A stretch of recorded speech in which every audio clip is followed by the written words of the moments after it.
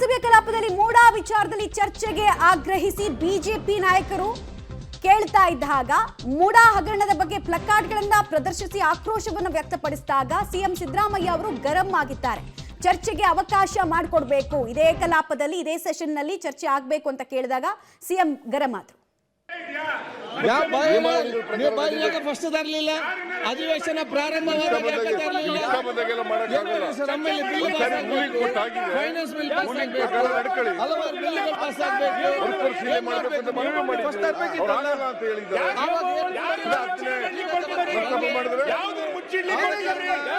ಅಧ್ಯಕ್ಷರೇ ನೀವು ರೂಲಿಂಗ್ ಕೊಟ್ಟಿದ್ದೀರಿ, ಮತ್ತೆ ಪದೇ ಪದೇ ಅದನ್ನು ಪ್ರಸ್ತಾಪ ಮಾಡಲಿಕ್ಕೆ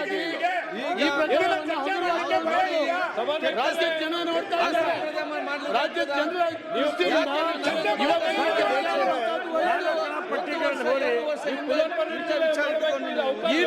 ಸಾಧ್ಯವಾಗ್ತದೆ. ಒಬ್ಬ ಮುಖ್ಯಮಂತ್ರಿ ಒಂದು ವರ್ಷ 2 ವರ್ಷ ಹಿಂದೆ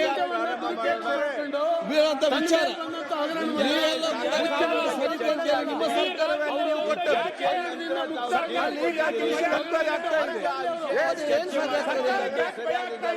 ಆದ ಕಾರಣ ಪ್ರಾರಂಭ ಮಾಡ್ತೀವಿ. ಸನ್ಮಾನ್ಯ ಸಾಲಿನ ಕರ್ನಾಟಕ ಪ್ರಾಚೀನ ಮತ್ತು ಐತಿಹಾಸಿಕ ಸ್ಮಾರಕಗಳು ಮತ್ತು ಪುರಾತತ್ವ ಸ್ಥಳಗಳ ಅವಶೇಷಗಳ ತಿದ್ದುಪಡಿ ವಿಧೇಯಕವನ್ನು ಮಂಡಿಸಲು ಅನುಮತಿ ಕೋರುತ್ತೇನೆ. 4 ವರ್ಷ ಹಿಂದೆ ಪ್ರಸ್ತಾವವನ್ನು ಮಂಡಿಸಲಾಯಿತು. ಈಗ ಪ್ರಸ್ತಾವನೆ ಮತಕ್ಕೆ ಹಾಕುತ್ತೇನೆ. ಪ್ರಸ್ತಾವನೆ ಹೀಗಿದೆ: 2024 ಸಾಲಿನ ಕರ್ನಾಟಕ ಪ್ರಾಚೀನ ಮತ್ತು ಐತಿಹಾಸಿಕ ಸ್ಮಾರಕಗಳು ಮತ್ತು ಪುರಾತತ್ವ ಸ್ಥಳಗಳ ಮತ್ತು ಅವಶೇಷಗಳ ತಿದ್ದುಪಡಿ ವಿಧೇಯಕವನ್ನು ಮಂಡಿಸಲು ಸಭೆಯು ಅನುಮತಿ ನೀಡಬೇಕು. ಪ್ರಸ್ತಾವದ ಪರವಾಗಿರುವವರು ಹೌದು ಎಂದು ಸೂಚಿಸಬೇಕು. ಪ್ರಸ್ತಾವದ ವಿರೋಧವಾಗಿರುವವರು ಇಲ್ಲ ಎಂದು ಸೂಚಿಸಬೇಕು. ಪ್ರಸ್ತಾವ ಹೌದು ಅನ್ನರ ಪರವಾಗಿದೆ ಎಂದು ಭಾವಿಸುತ್ತೇನೆ. ಪ್ರಸ್ತಾವ ಹೌದು ಅನ್ನರ ಪರವಾಗಿದೆ.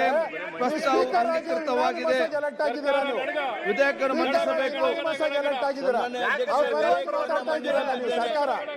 ನೀವು ನ್ಯೂಟ್ರಲ್ ಇರಬೇಕು.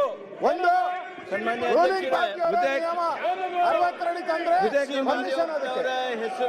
ಮೂಡಾ ಹಗರಣದ ಬಿಸಿ ಸರ್ಕಾರಕ್ಕೆ ತಟ್ಟಿಸುವಲ್ಲಿ ವಿಪಕ್ಷಗಳು ಪ್ರಯತ್ನ ಪಡ್ತಾ ಇರೋದನ್ನ ನೀವು ಗಮನಿಸ್ತಾ ಇದ್ದೀರಾ.